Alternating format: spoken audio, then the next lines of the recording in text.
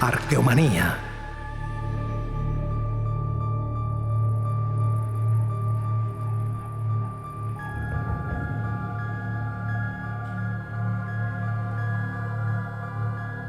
Como humanidad llevamos ya un largo camino evolutivo recorrido y una característica común parece unir a cada una de las especies que nos precedieron. Es una característica que nos parece terrible, salvaje, el canibalismo, personas devoradas por otros seres humanos. La paleoantropología y la arqueología nos develan datos sorprendentes. Practicamos el canibalismo desde prácticamente nuestros orígenes hasta fechas mucho más recientes de lo que hasta ahora pensábamos. Como ese canibalismo nos inquieta y nos atrae al tiempo, vamos a conocerlo en profundidad. Arqueología del canibalismo.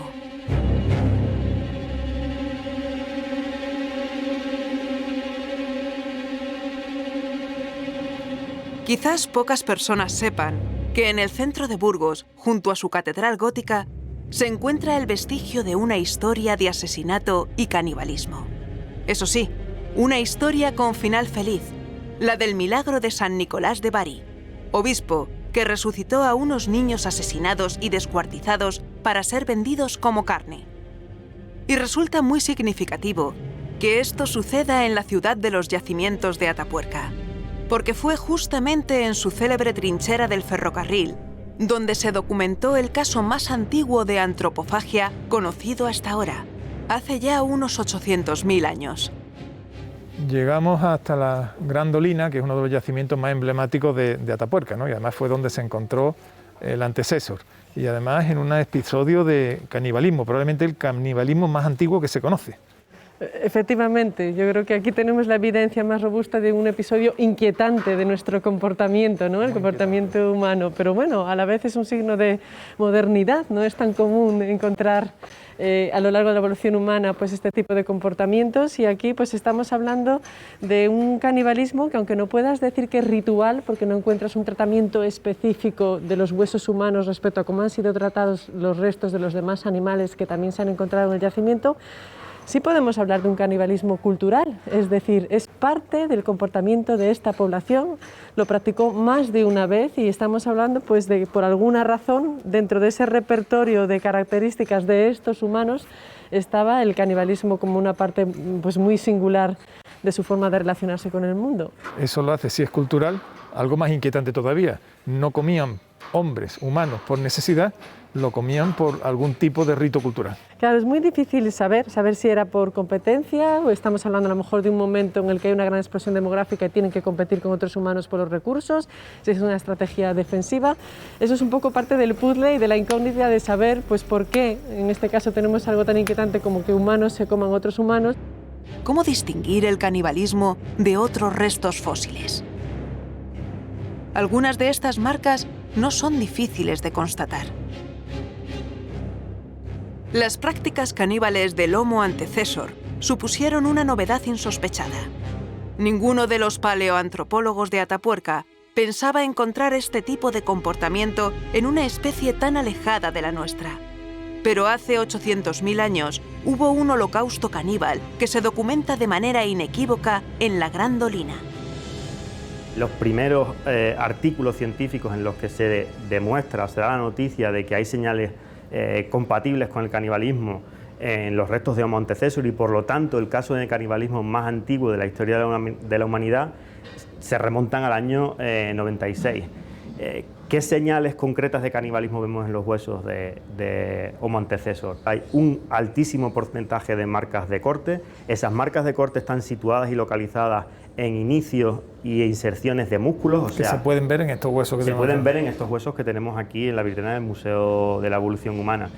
Marcas de corte relacionadas con la evisceración. En la cara interior de las costillas vemos marcas que se hacen al separar las vísceras, que son muy ricas en nutrientes, del interior de la caja torácica, pulmones, corazón, y también vemos sobre todo una gran fracturación. En el nivel del TD6 encontramos los huesos humanos muy rotos y muy dispersos en la superficie, que sería la superficie original de ocupación de la cavidad, y además mezclados con restos que también eran comida de otros animales, como restos de ciervos, restos de gamos, restos de caballo o restos de bisonte. Incluso tenemos algunos golpes no solo para extraer la médula, sino que encontramos algunos golpes, por ejemplo, en partes del cráneo o en partes de la cara de Homo antecesor. Concretamente en el holotipo, en ese fósil tan característico de Homo antecesor, esa cara de niño, tenemos un golpe por debajo del orbital.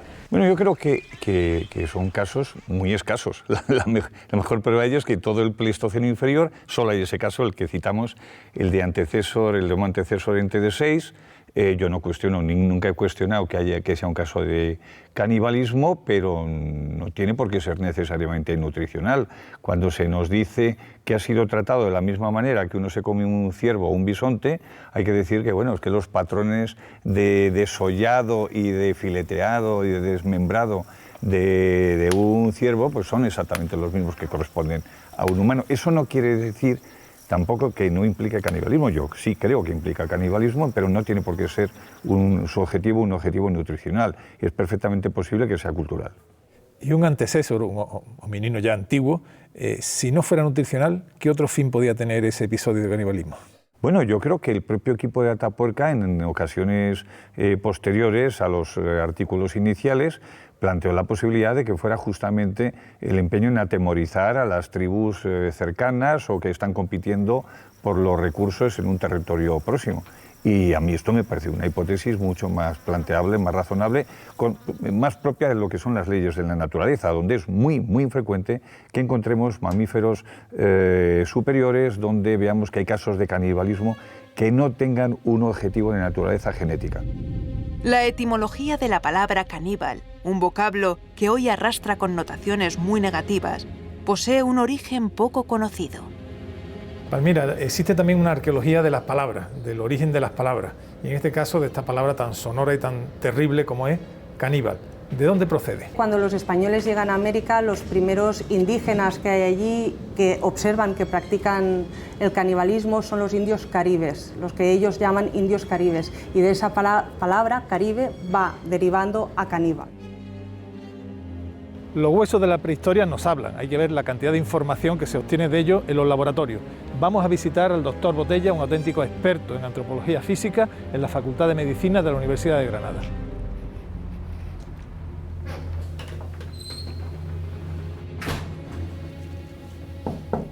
Miguel. Hola, hola, buenos días. Oye, muchas gracias por recibirnos en tu casa y en la casa de la antropología física y forense, ¿no? Porque sois capaces de leer muchísima información de los restos humanos. Bueno, los huesos hablan mucho, pero hay que saber lo que dicen, ¿no? Hay que saberlos leer, ¿no? Las señales, trepanaciones, cánceres, sífilis, lepra. Me parece asombroso que cientos, miles de años después seas capaz de saber la enfermedad por la que murió, la alimentación que tuvieron, las vicisitudes por las que atravesaron. En realidad dejan huellas que son bastante evidentes. Son hasta cierto punto fáciles de identificar porque son grupos de enfermedades, en este caso son enfermedades crónicas siempre, y bueno, están bien tipificadas. Pues como sabes, nos interesa mucho conocer del canibalismo. Si te parece, vamos a pasar y nos enseña alguna muestra. Desde luego. Decías que el canibalismo lo hemos practicado durante algún tiempo todas las culturas, y también en América, ¿no? Porque estos huesos que han sido utilizados como herramientas tienen origen mexicano. En la América prehispánica era muy frecuente. Ya sabemos, el sacrificio humano se practicaba con regularidad, pero también el canibalismo. Se habla de que era un canibalismo puramente ritual, que solamente comían unas determinadas personas. Por ejemplo, a Moctezuma le llevaban las pantorrillas de las personas sacrificadas. Hemos encontrado un lugar se ha estudiado allí en México, 152 personas sacrificadas el mismo día y comidas el mismo día. Si nosotros hacemos una media de la cantidad de carne que puede producir un cuerpo humano, 152, no habiendo métodos que había para conservar los restos, pues resulta que tomaba como 3.000 personas a cuarto de kilo de carne. Quiere decir que participaba todo el mundo en determinados actos. Y después, los huesos, que ya los huesos eran solamente un material desechable, pues se utilizaban para hacer herramientas. Y en este caso, se utilizaban para hacer herramientas porque en la América o en el México prehispánico, el animal más grande que había era el humano. no había animales más grandes, no había animales grandes, con lo cual el suministro de huesos buenos para hacer herramientas, no solo rituales, por supuesto, sino de uso cotidiano, pues está claro, ¿no? Punzones, arpones, herramientas de todo tipo. Bueno, llega incluso instrumentos musicales. Instrumentos musicales. Sí. El canibalismo prehispánico queda perfectamente documentado en este Códice de Tudela, ¿no? Donde se explica pues, el rito. A la deidad de las tinieblas le están ofreciendo la sangre, los corazones y la sangre. Aquí se ve como alguien está desarticulando, despiezando, ¿no? Unos restos, se ven los brazos, algunos comiendo, otros cantando, las cabezas. Es realmente un documento escalofriante por un lado, pero de rigor científico por otro. Se unen las evidencias en los huesos, que nos ofrecen los huesos, y desde luego está claro que es así.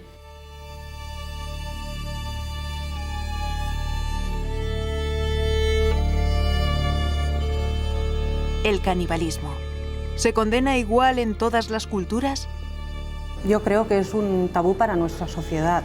Freud puso el canibalismo a la altura del incesto, como tabú y como delito, como crimen. Sin embargo, los antropólogos son capaces de hablar de canibalismo por amor o por compasión. Hay pueblos que han practicado el canibalismo hasta hace muy poco, a los que se ha entrevistado, y lo que decían es que lo hacían por amor a sus parientes, porque no podían permitir que sus restos se pudrieran o fueran consumidos por los gusanos. Y el acto de amor más grande que podían hacer por ellos era comérselos. En el Antiguo Testamento se prohíbe expresamente comer la carne y beber la sangre de las personas. No es extraño, ya que por todo Oriente Medio se practicaban los sacrificios humanos con fines religiosos. Algunos cultos a deidades verdaderamente siniestras tenían en el infanticidio y en los sacrificios humanos en general uno de sus rituales más arraigados. Mesopotamia o el mundo fenicio púnico fueron un claro ejemplo. El dios Baal parece que fue el epicentro de estos cultos.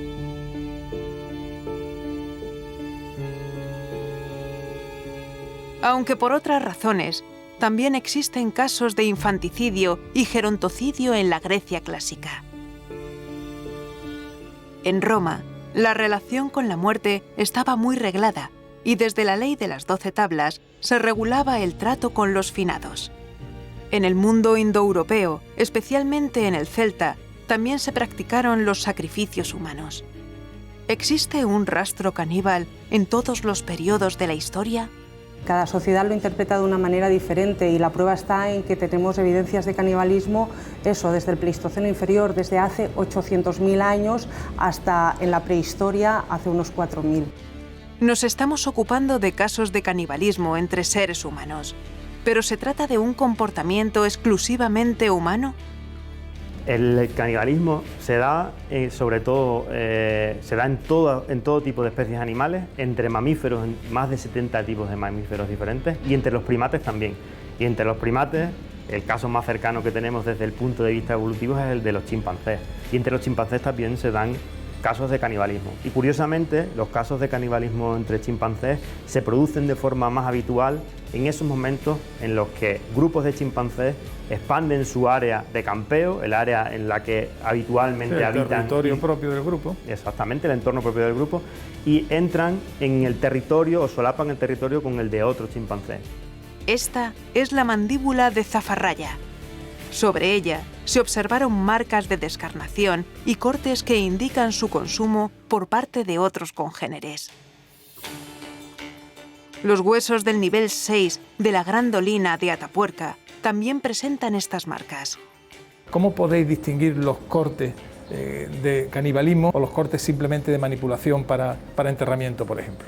Cuando el objetivo de procesar la carcasa, el cuerpo humano, es comértelo, es extraer todos los nutrientes, el porcentaje de marcas sube muchísimo. Lo hemos comprobado estudiando casos, como decías tú antes, de tratamiento prehistórico, mortuorio y casos de canibalismo, y en los casos de canibalismo las marcas de corte sobre los huesos suelen estar por encima del 30%. En el caso concreto de la grandolina llegamos casi hasta al 50%. Y además de esas marcas de corte encontramos otras señales tafonómicas, marcadores de canibalismo, como por ejemplo las señales de percusión. Los huesos se rompen sistemáticamente cuando los humanos quieren acceder a la mayor parte de los nutrientes. Cuando hay un caso de canibalismo, encontramos la mayor parte de los huesos del esqueleto rotos para acceder a la médula, y encontramos los golpes que se dan normalmente con herramientas de piedra, sobre todo en estas cronologías, para abrir esa caña del hueso y extraer los nutrientes internos. Otro de los marcadores que encontramos y que lo diferencia y además lo marca muy claramente en el caso del canibalismo es las señales de dientes humanos sobre la superficie de los huesos. La dentición humana es muy diferente a la dentición por ejemplo, de los carnívoros, por lo que podemos diferenciar entre esas mordeduras de los humanos sobre esos huesos y mordeduras que dejaron carnívoros sobre esos huesos. Y en casos más recientes encontramos habitualmente el procesamiento de esos cuerpos mediante esa pirotecnología, mediante el fuego, bien asado o bien cocido. Todos esos marcadores en conjunto nos permiten diferenciar muy bien tratamiento mortuorio de casos de canibalismo.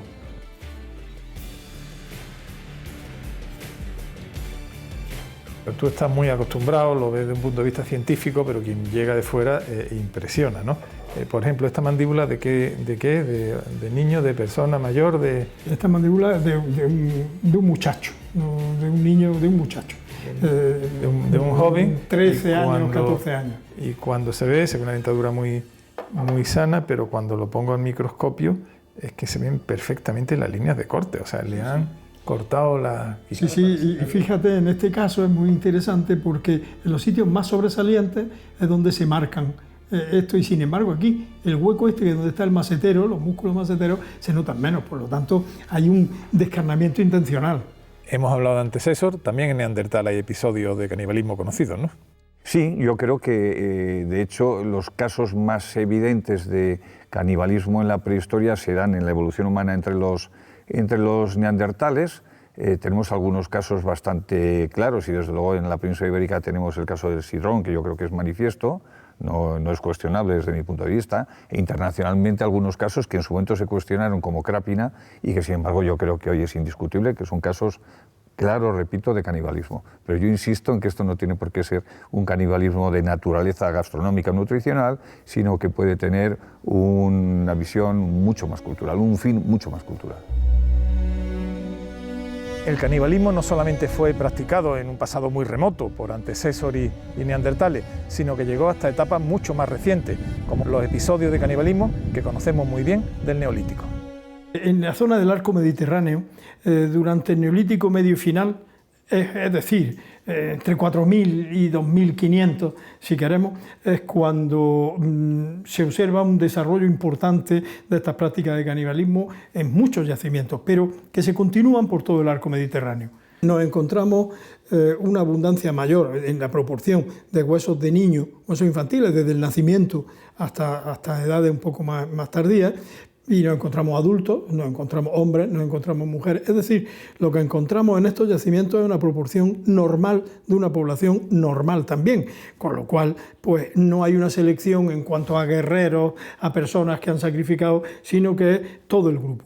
Yo interpreto que una vez que fallecía una de las personas del grupo, el grupo se la comía. Y eso forma parte de las prácticas culturales de un momento histórico que tenemos, porque antes no aparece y después tampoco.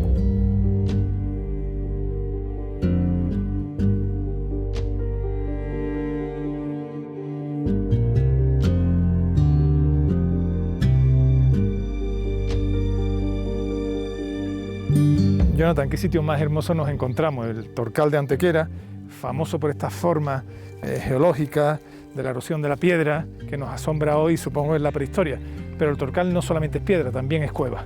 Exactamente, aquí en el Torcal tenemos la Cueva del Toro, que es una cueva muy importante para entender la prehistoria de Andalucía, y estuvo ocupada durante el Neolítico antiguo y el Neolítico reciente.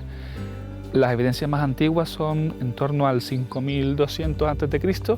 y durante el Neolítico antiguo, que es un periodo muy interesante, tenemos la cueva ocupada entre el 5200 y el 4800 a.C. Luego hay un periodo de desocupación en el que no tenemos evidencia humana de actividades dentro de la cueva, y 300, 400 años después la cueva vuelve a ser utilizada también por poblaciones neolíticas, un poco más tardías. Empieza una pequeña historia. La cueva se excavó en los años 70, 80 del siglo pasado, se encontraron cerámica, restos humanos, un cráneo copa y se depositaron en la Universidad de La Laguna. 40 años después, tú llegas a esos restos para estudiarlos y entonces salta la gran sorpresa. Sí, en los años 70 se había descubierto el cráneo copa con una mandíbula y se sabía que en el área donde habían actividades domésticas aparecían los restos humanos, pero no se sabía mucho acerca de esos restos humanos. Entonces Dimas Martín y Dodds Kamalich, los directores del proyecto, pues me permiten acceder al material para estudiarlo. Y bueno, abro la primera caja donde están esos restos humanos, que no son el cráneo copa y la mandíbula, y empiezo a ver pues marcas de cortes, fragmentación de algunos huesos y algunas marcas de dientes humanos. ¿Qué se puede saber del episodio de canibalismo de la Cueva del Toro? Nos encontramos los restos en dos espacios. Un primer espacio donde tienen lugar las actividades cotidianas, donde la gente come, donde la gente vive, mezclado con la basura, los restos de los alimentos que ellos consumieron, nos aparecen también restos humanos. Y esos restos humanos tienen marcas de corte, tienen golpes y tienen marcas de dientes. Y esos restos fueron transformados, fueron consumidos y hervidos incluso cuando estaban frescos, es decir, que fueron cadáveres que estaban con su carne, no eran esqueletos que estaban secos dentro de la cueva, sino eran cuerpos con carne que fueron manipulados y aparentemente consumidos por los habitantes de la cueva. Encontramos pues mordeduras en el esternón en un caso, también encontramos marcas de dientes en las falanges de las manos y de los pies, que son muy típicas de contextos con canibalismo, y también en las costillas, pues una marca que es de tirar probablemente de la carne que está pegada al hueso de la costilla, y también marcas de... La misma acción que nosotros hacemos con una costilla de cordero, por ejemplo. Exactamente, la misma acción, y eso lo vemos en el material de la Cueva del Toro. Entonces aquí de esa descripción podemos hablar de un canibalismo alimenticio o fúnebre ritual, lo que fuera, y después otro mucho más señalado, ¿no? Que es depositado ese cráneo copa con mucho más simbolismo que el otro. Hay como dos tratamientos distintos. Sí, exactamente. Hay una serie de restos que se desechan con el resto de la basura que ellos generan, y luego hay un cráneo que es transformado de manera cuidadosa, es decir, es una cosa que se hace con cuidado y se coloca en un espacio muy particular, muy especial dentro de la cueva. Seguramente ese cráneo... Como una especie de capilla, como una especie de nicho, de cripta. Exacto, sí, es un lugar que está escondido dentro de la cueva. ¿Por qué? Como un uso ritual, es probable porque otra cosa no se explica. Ahora bien, su utilización como copa para mí queda un poco no clara, puesto que en este caso sí es un adulto que tiene cerradas las suturas, pero hay otro caso, que lo tenemos nosotros también, que es un niño que la sutura está muy abierta, o sea que si mete algún líquido se escapa, ¿no? Probablemente fuera otra utilización, pero no sabemos lo que es.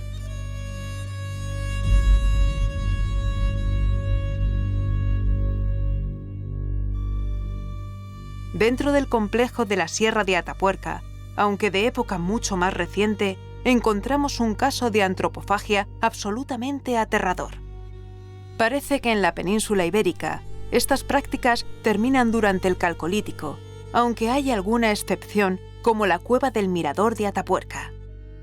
Isabel, la Sierra de Atapuerca es siempre una caja de sorpresas, ¿no?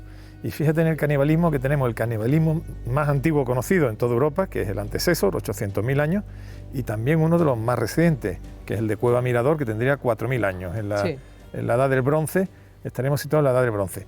Cuéntame cómo se descubrió, porque supongo que fue un descubrimiento extraño y cuando os disteis cuenta, asombroso, ¿no? Pues la verdad es que sí, porque eso fue el año 99 y durante la excavación del nivel 4 de la Cueva del Mirador, en el nivel 4 apareció un agujero que contenía restos humanos, ¿no? Y bueno, pues se delimitó, se hizo la excavación de este agujero, y en él en realidad lo que apareció aparecieron 6 cráneos humanos y otros fragmentos que también eran humanos. Prácticamente había aproximadamente un centenar de restos. Que hasta ahí podía ser un enterramiento, pero hasta ahí podía ser un enterramiento. Pero saltó la sorpresa. Saltó la sorpresa porque los cráneos estaban rotos, ¿no? Teníamos solamente las calotas, estaban vueltos digamos, boca arriba. Formando una especie de copas, muy tétricas, pero copas. Sí. Y había, dentro de los cráneos, había otros fragmentos de restos humanos. Había fragmentos de mandíbulas, había maxilares, vértebras, algunos fragmentos de tibia, costillas, alguna falange, pero prácticamente eran todos fragmentos que eran reconocibles. Cualquiera de nosotros podría decir que son restos humanos. Ya desde la excavación se veía claramente que los restos tenían fracturas, que tenían un claro origen antrópico, es decir, alguien los había roto y eso ya nos llamó la atención. Y además se veían marcas de corte. Vamos, en el propio campo se veían las marcas de corte porque eran clarísimas. En el trabajo de laboratorio ya empezamos a ver que además había otras evidencias, como que la mayoría de los restos estaban hervidos, por ejemplo, o que contenían mordeduras humanas.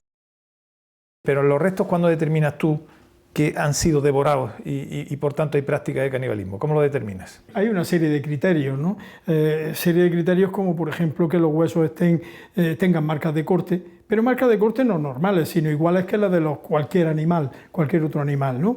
Que tengan señales indudables de que han sido hervidos, es decir, cocinados, que estén... Porque además cuando son hervidos dan este aspecto cristalino, ¿no? Le da una característica especial. Es que cuando están hervidos el hueso cambia de textura y se observa que es mucho más suave, brillante, como cristalino, translúcido, ¿no? Más cristalino, si quieres, y cuando se golpea suena como la cerámica.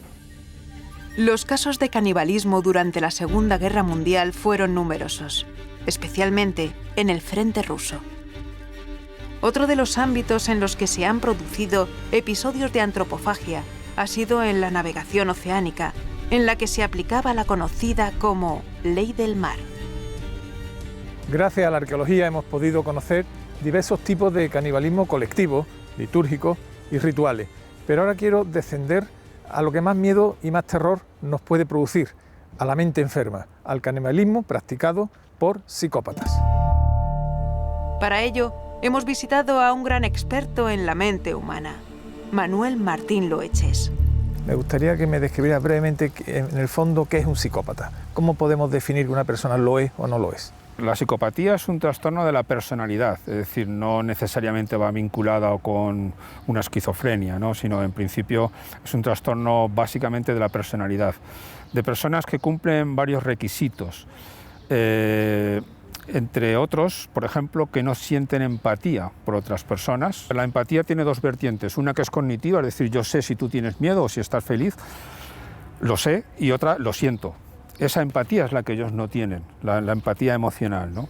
Y luego, por otra parte, algo que caracteriza mucho a los psicópatas también es que son antisociales, están en contra de la sociedad. El hecho de que los psicópatas, por definición, estén en contra de la sociedad, el violar cuerpos muertos de otros seres humanos, teniendo en cuenta que existe ese tabú, ¿no?, cultural en prácticamente todas las culturas actuales de respetar el cuerpo de los fallecidos, en este caso, qué mayor acto antisocial que devorar un cuerpo que debe ser respetado con dignidad y tratarlo con indignidad, ¿no?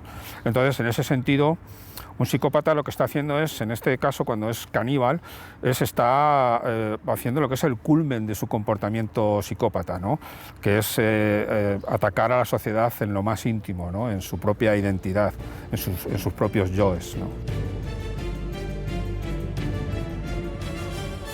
Finalizamos el programa de canibalismo, que ha sido duro, porque hemos grabado restos de personas descuartizadas, cocidas y devoradas, pero que al tiempo nos han permitido bucear en las profundidades de la mente humana. Y es que la arqueología en muchas ocasiones no solamente nos habla de piedra y de historia, sino que nos permite descubrir la propia esencia del ser humano.